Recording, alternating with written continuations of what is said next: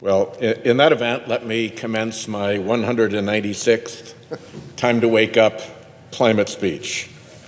The last year has been a lousy one for environmental policy here in the United States. While the rest of the world began implementing the Paris Agreement to reduce the carbon emissions that are changing our climate and our oceans, this proud body, the United States Senate, sat on its hands. When President Trump handed the keys to his administration over to what I call the three stooges of the fossil fuel industry, Pruitt, Perry, and Zinke, the Senate sat on its hands. The recent interview with British journalist Piers Morgan shows Trump willing to make a scientific fool of himself on the question of climate change, to please the general managers pulling the strings of his administration, the Koch brothers. This record puts them all way out of line with most Americans. Overwhelming numbers of younger Americans demand climate action and plan to hold politicians who stand in its way accountable. Faith groups, universities, state and local governments, and businesses have stepped up their climate leadership. Businesses hear from their customers and know the American people want action. But if corporate America is serious about climate action in Washington, corporate America needs to explain why the big business lobby groups in this town, the U.S. Chamber of Commerce, the American Petroleum Institute, the National Association of Manufacturers, stand so resolutely in the way of climate action. These three industry groups have been instrumental in blocking climate action, using lobbying, dark money election spending, and threats of dark money election spending. Today, I want to take a look at the biggest and swampiest of the three, the so-called U.S. Chamber of Commerce. First, let's clear up some common misperceptions about the Chamber. It is not a government agency, and it bears almost no relation to your hometown Chamber of Commerce. Instead of representing the interests of small businesses, the Chamber represents the interests of giant corporations, international corporations, and the ultra-rich. Chamber President Tom Donahue admitted as much in a letter to the tobacco company Philip Morris. He wrote that small businesses provide the foot soldiers and often the political cover for issues big companies want pursued, end quote. Why this service to giant corporations and the ultra-rich? Easy answer. They pay the bills. The vast majority of the Chamber's $275 million per year budget comes from just a handful of donors. For instance, in 2014, just 119 donations accounted for over $160 million of the Chamber's fundraising haul. Who are these donors? Well, the Chamber doesn't want you to know. It does all it can to resist transparency. But thanks to voluntary disclosures by some corporations and the tax filings of some nonprofit groups, we know that its donors include many of America's biggest corporations, as well as political front groups run by the billionaire Koch brothers and Karl Rove. The Chamber took in at least $5.5 million from Koch-backed groups between 2012 and 2014.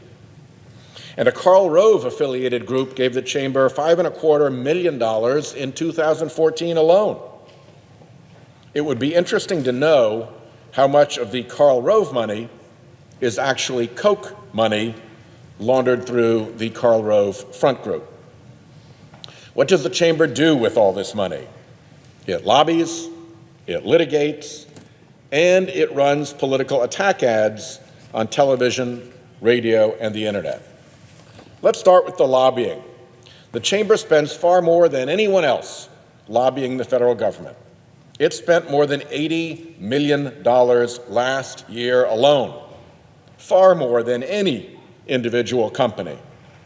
Over the last 20 years, the Chamber has spent more than $1.4 billion. $1.4 billion, that's billion with a B, and the 9 zeros after it, lobbying the federal government. That is 3 times more than the next largest lobbying spender.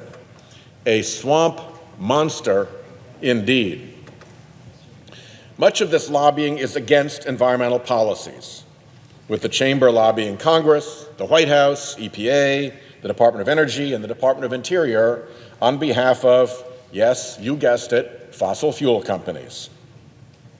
The Chamber champions the fossil fuel agenda, opposing limits on carbon emissions and supporting drilling and mining on public lands and in offshore waters.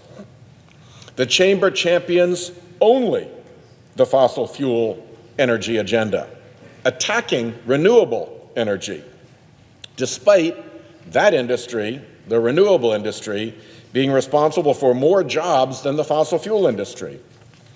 In 2016, for instance, the Chamber lobbied the federal government on at least 14 separate issues in favor of the oil and gas industry, and on at least 7 issues in favor of the coal industry. On renewable energy, 0, not 1. It was the Chamber that paid for the debunked study claiming the Paris Agreement would kill jobs and weaken economic growth, which Trump cited as justification for withdrawing from that agreement. The Chamber also spends a lot of effort importuning the courts. In a recent 3-year period, the Chamber was involved in roughly 500 cases as either a plaintiff or an amicus curiae, an interested party deemed a friend of the court. Once again, the Chamber fronted for the fossil fuel industry.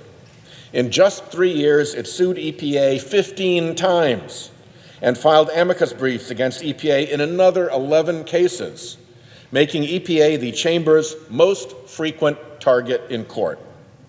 The Chamber sued against the Clean Power Plan and has consistently opposed EPA's authority to regulate carbon emissions under the Clean Air Act. The Chamber also wrote an amicus brief urging the Supreme Court to strike down limits on election spending. It got its wish in the Citizens United decision. Citizens United allowed dark money groups, outside groups, to spend unlimited sums corrupting our elections. And the Chamber and the fossil fuel industry have been the biggest beneficiaries, the biggest users of this horrible decision. Over the last 10 years, the Chamber has spent more than $150 million in dark money on federal elections. And we don't know how much it's spent on state elections, other than we know it's contributed millions to other outside spending groups that are active at the state level.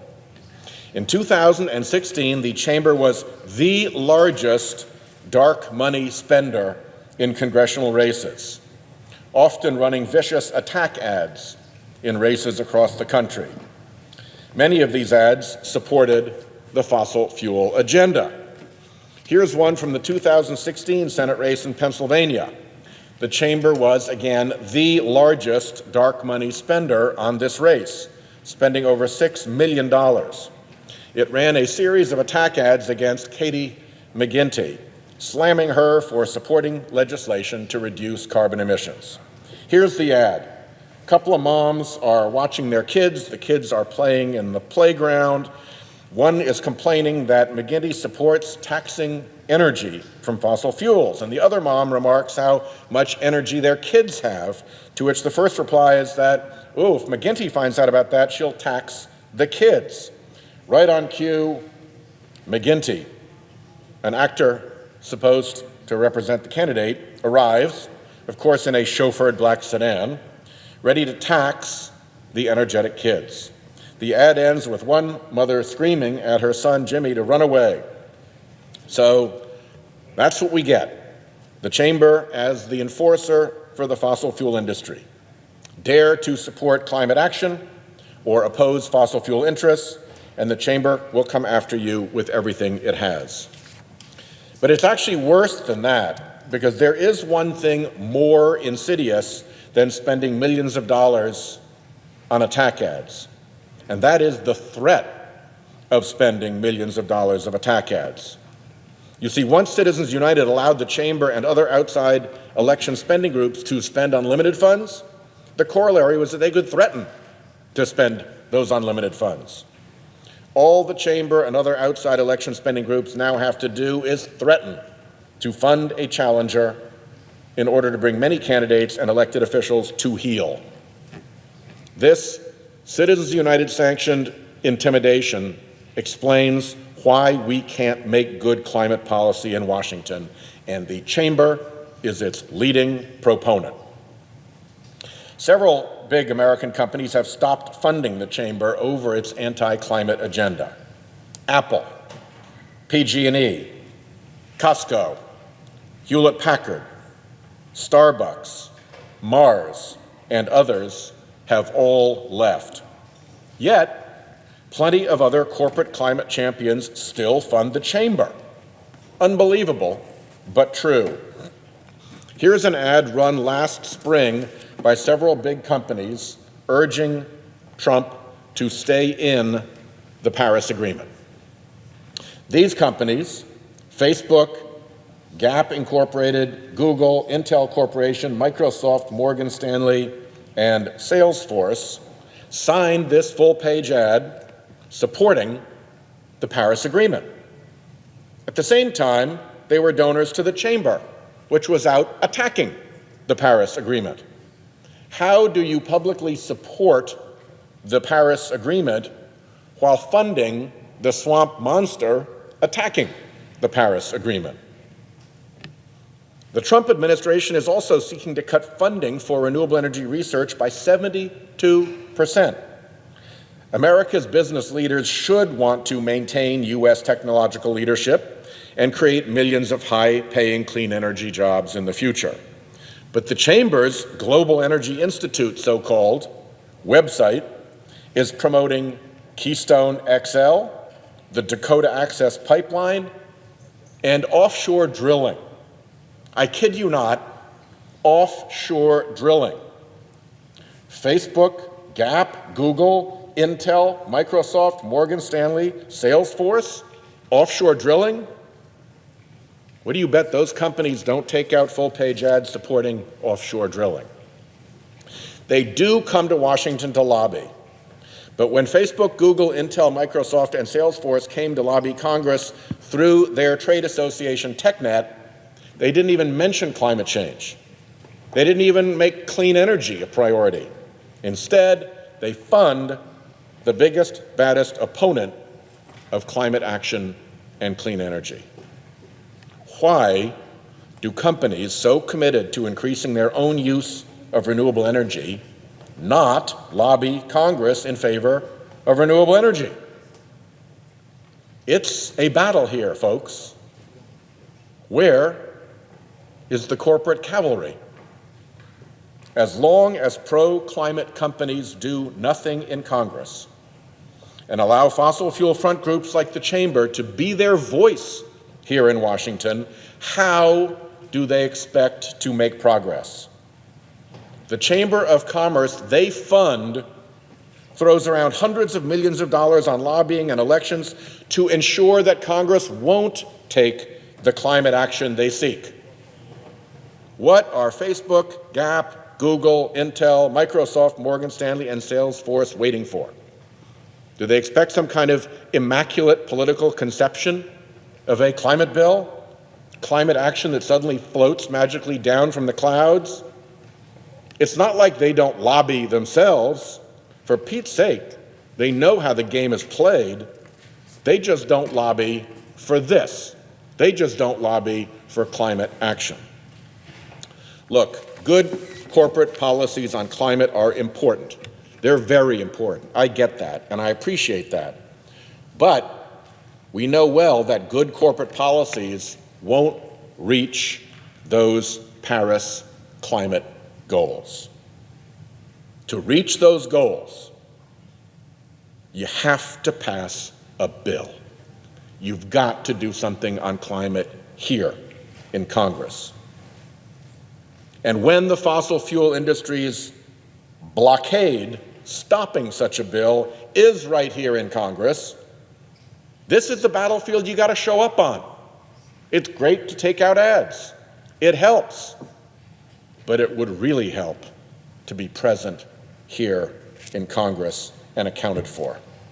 Fighting for climate action in Washington is indispensable to finally break the stranglehold of the chamber and its dark money allies. So please, corporate America, show up. I yield the floor.